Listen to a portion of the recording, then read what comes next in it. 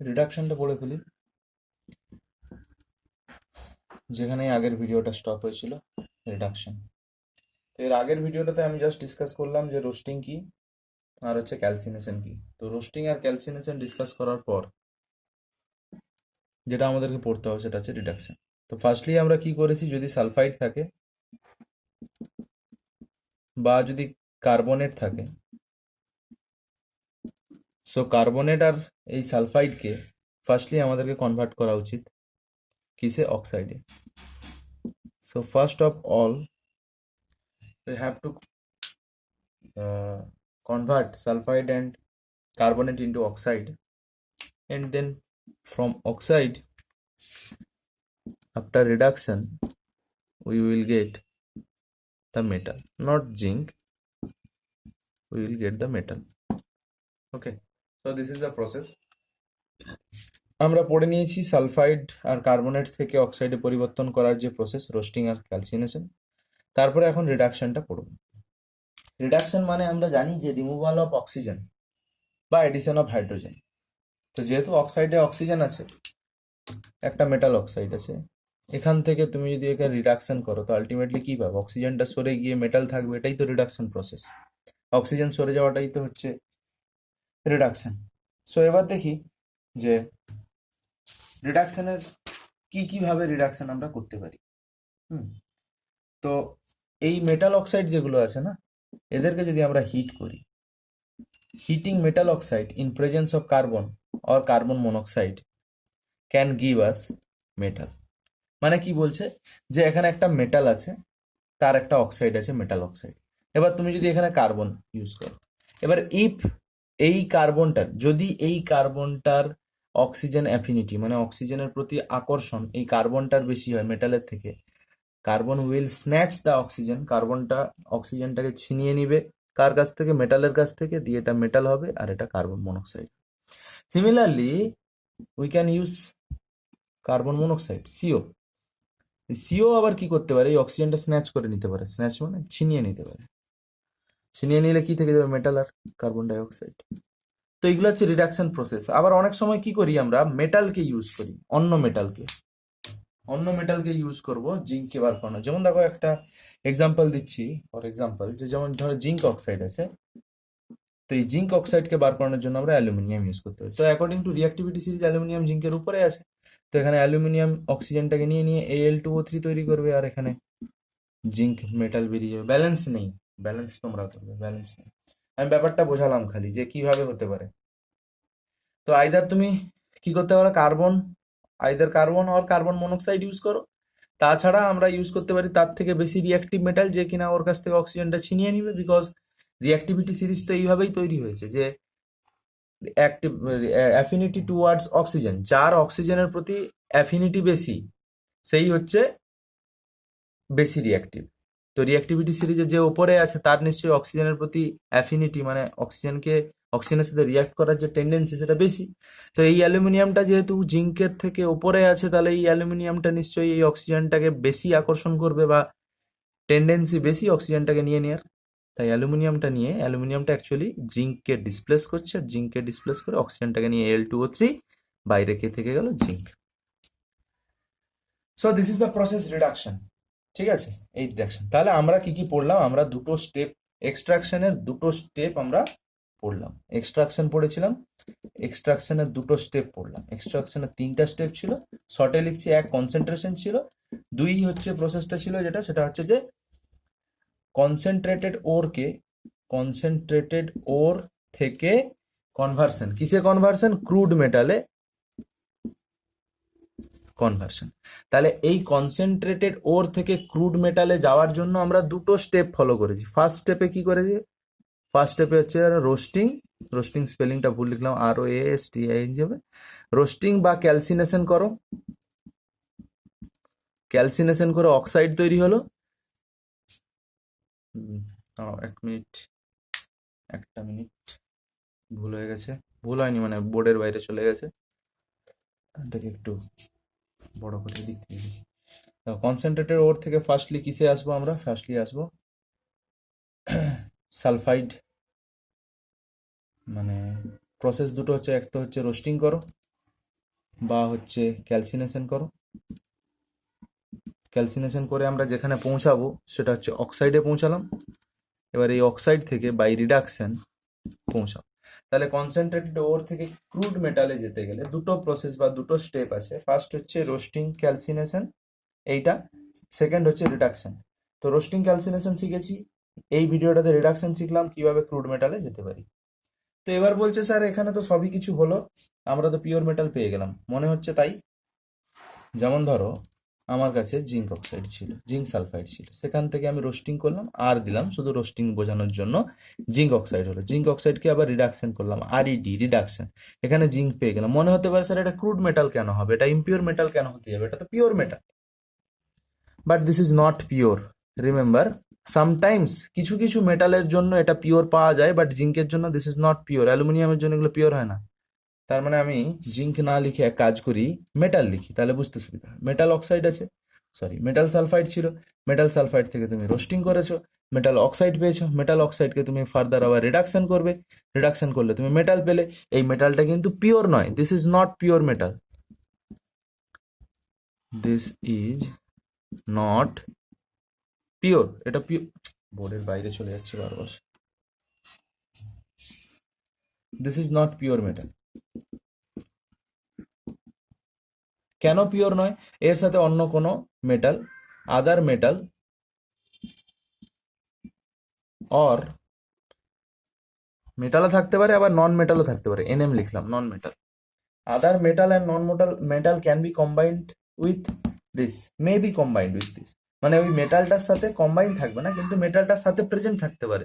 আদার কোনো মেটাল, আদার কোনো নন মেটাল ওর সাথে প্রেজেন্ট থাকতে পারে। তাহলে ওই নন মেটাল গুলোকে সরানোর যে প্রসেস, সেটাই হচ্ছে রিফাইনিং। ক্রুড মেটাল থেকে পিওর মেটালে যাওয়ার জন্য আরেকটা প্রসেস করতে হবে আমাদেরকে, তাই তো? তাহলে দেখো আরেকবার জিস্ট করছি আমি। এক্সট্রাকশন প্রসেস পড়ছি। এক্সট্রাকশন প্রসেসে দুটো স্টেপ, একটা হচ্ছে কনসেন্ট্রেশন করো, কনসেন্ট্রেশন করার পর সেকেন্ড হচ্ছে কনসেন্ট্রেটেড ওরটাকে ক্রুড মেটালে কনভার্ট করো। এবার কনসেন্ট্রেটেড ওর থেকে ক্রুড মেটালে যাওয়ার জন্য দুটো স্টেপ আছে, একটা হচ্ছে রোস্টিং বা ক্যালসিনেশন করে অক্সাইডে যাও, অক্সাইডে যাওয়ার পর আবার রিডাকশন করে ক্রুড মেটালে যাওয়া হয়। এবার কেন বলছি আমি এটা পিওর নয়, তার কারণ হচ্ছে যখন ক্রুড মেটালটা তৈরি হয় এর সাথে অনেক কিছু তৈরি হতে পারে। যেমন অনেক কিছু তৈরি হতে পারে, কেমন না বলছে, এই যে সালফার ডাইঅক্সাইড গ্যাস রিলিজ হলো এখান থেকে, সেই সালফার ডাইঅক্সাইড থেকে সালফার হয়তো প্রেজেন্ট থাকতে পারে। আবার কার্বন ডাইঅক্সাইড যে গ্যাস রিলিজ হয়েছিল, সেই কার্বন ডাইঅক্সাইড থেকে কার্বন প্রেজেন্ট থাকতে পারে। তো ওই মেটালটার সাথে অন্য মেটাল আর নন মেটাল প্রেজেন্ট থাকতে পারে, থাকতে পারে, আমি বলছি না যে থাকবে, সবসময় থাকতে পারে। তো যদি থাকে তখন তাকে থার্ড স্টেপে আবার পিউরিফাই করতে হবে। থার্ড স্টেপটার নাম হচ্ছে crude metal to pure metal conversion. ঠিক আছে?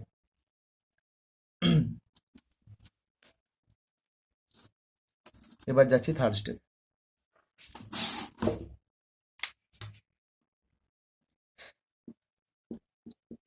থার্ড স্টেপ, থার্ড স্টেপ কি? থার্ড স্টেপ হচ্ছে রিফাইনিং। রিফাইনিং এ কি করা হবে না, ক্রুড মেটাল থেকে আসবো আমরা পিওর মেটাল। ঠিক আছে? এই পিওর মেটালে আসার জন্য আমরা কোন প্রসেস কি ইউজ করে থাকি? Generally electrolysis is done. তাহলে কোন প্রসেসটাকে আমরা ফলো করি? ইলেকট্রোলিসিস প্রসেসটাকে ফলো করি রিফাইনিং করার জন্য। তার মানে ধরো তোমার কাছে একটা ক্রুড মেটাল আছে, সেই ক্রুড মেটালটাকে তুমি পিওর মেটালে কনভার্ট করতে চাও, তাহলে সেখানে কি করতে হবে? ইলেকট্রোলিসিস করতে হবে। ইলেকট্রোলিসিস করলে পিওর মেটাল তুমি পেয়ে যাবে। চলো একটু একটা এক্সাম্পল ডিসকাস করা যাক, যেখানে এইরকম ইলেকট্রোলিসিস করে পিউরিফাই করা হচ্ছে।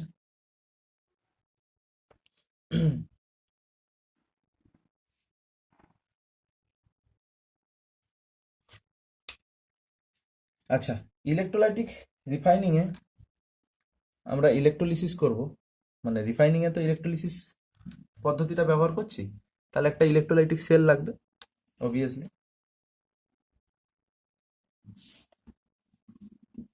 আচ্ছা, ইলেকট্রোলাইটিক সেলে এরকম দুটো ধরো ইলেকট্রোড আছে,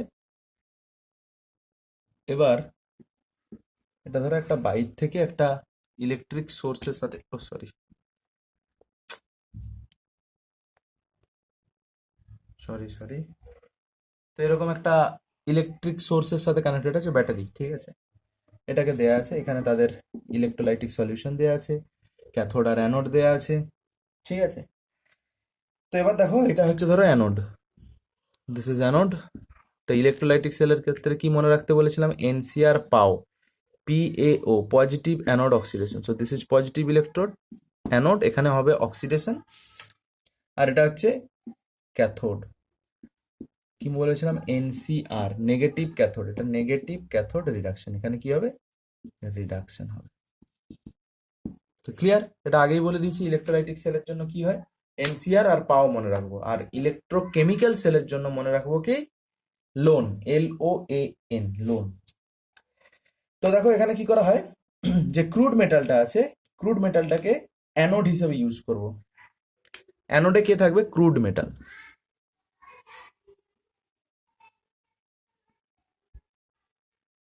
অ্যানোডে থাকবে ক্রুড মেটাল বা পিওর মেটাল।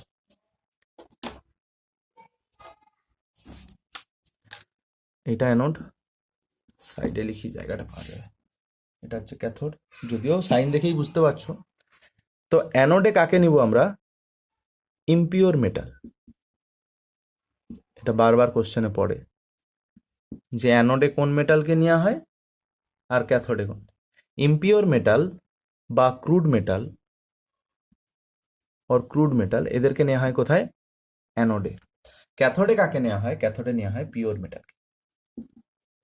ধরো আমরা অ্যালুমিনিয়ামকে পিউরিফাই করতে চাইছি, তাহলে এখানে কাকে নিব, suppose we are purifying aluminium, অ্যালুমিনিয়ামে পিউরিফিকেশন করছি সাপোজ, তাহলে এখানে ক্যাথোডে কাকে নেব, ক্যাথোডে নিব পিওর অ্যালুমিনিয়াম, পিওর এল নিব। আর অ্যানোডে কাকে নিবে, ক্রুড অ্যালুমিনিয়াম, ক্রুড অ্যালুমিনিয়াম বা ইমপিওর অ্যালুমিনিয়াম নিলাম, ঠিক আছে। এবার প্রসেসটা ভালো করে বোঝো, এখান থেকেই একটা কোশ্চেন আসে যে অ্যানোড মাড কাকে বলে, ঠিক আছে। এটা একটু মুছতে হবে আমাকে, এটা মুছছি, তারপরে এটা তোমরা একটু আহ, খাতায় টুকে নাও বা স্ক্রিনশট নিয়ে নাও, আমি টুকছি একটু, আর মানে নেক্সটে যেতে হবে একটু।